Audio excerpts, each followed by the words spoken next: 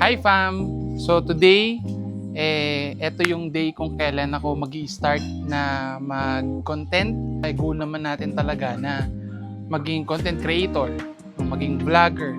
Pero ako, gagawin ko to for my self-healing. Okay, kasi I'm a freelancer. So freelancer online. So meaning to say, hindi po ako nag-work ng regular job. Bagkos meron lang ako mga other source of income through internet. So freelance po ako. Pero meron siyang advantage and meron siyang disadvantage, no? Mamaya ikukwento ko sa inyo, pero papakilala ko sa inyo yung part ng HiFam family natin. Pero syempre, before ko ipakilala yung mga kasama natin, okay? Papakilala ko muna sa inyo yung mga kabady ko talaga. Ito yung kabady ko sa pang-araw-araw and at the same time sa source of income na pinagkakaabalaan ko. Tara, pakilala ko kayo sa kanila. Ayan. So, ito pala si Clicky. Ayan. So, ito naman yung halos araw-araw ko nakasama. No, dahil mataas ang gas ngayon. So, si Click version 2. Ayan. At syempre, ito nga pala si Boost. Ito yung itsura niya. Ayan, di ba? Pogi. Pogi, pero ang dami niya ng problema. Ayan, no. Bakbak na yung kanyang body, dami na rin tama. So, ito yung first na kabady ko bago ko nagkaroon ng ganun. So, ito, ang kaganda naman nito, napakatipid sa gas. So, sila yung normal na kasama ko sa hanap buhay. So, yung dalawa na yan. Pagka kasama family, itong sasakyan yung kasama natin.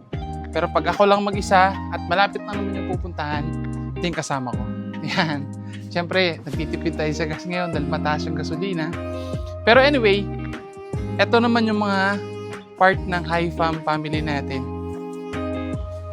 Ayan, si JB Prince. You know, pogi ba naman yan?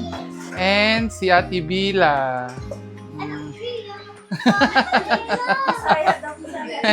And syempre, si Mami Jom. Tingin lang dito.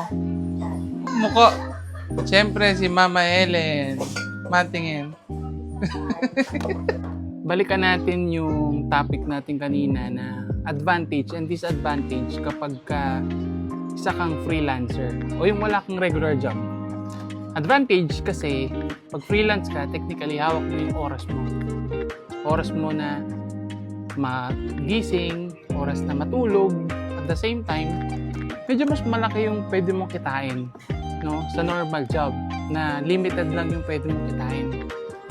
Pero ang disadvantage naman niya on my part, dahil nga wala kang daily na nakakasama, basically wala kang daily routine, which is pag freelance kasi, ang disadvantage niya, mas prone ka sa tinatawag na anxiety o yung mga bagay na nakikita mo sa social media.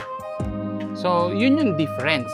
Now, the reason why kung bakit ako nag-start gumawa ng content is isa rin to sa mga naiisip kong paraan para at least magkaroon ako ng daily routine na gagawin everyday. Kasi, the more kasi na, especially kung nakakaranas ka o nakaranas ka na, o isa ka sa mga nakaranas na rin na na-trigger ka na one time and then every time na natitrigger ka, nagkakaroon ka ng mga bagay na iniisip, dinadamdam mo lahat ng mga nararamdaman mo, and at the same time, may mga part na hindi ka rin makapag-focus.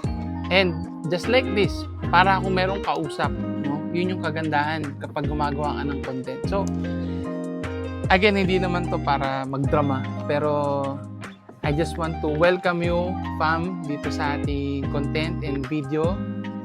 And syempre, fam, thank you very much kung nakaabot ka hanggang dito sa video. Please, likes and follow, and at the same time, pa-subscribe na rin if gusto mong maging part. Ano bang meron dito sa content natin? Simple lang naman.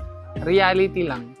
And at the same time, fun with the family. Yun lang. Peace.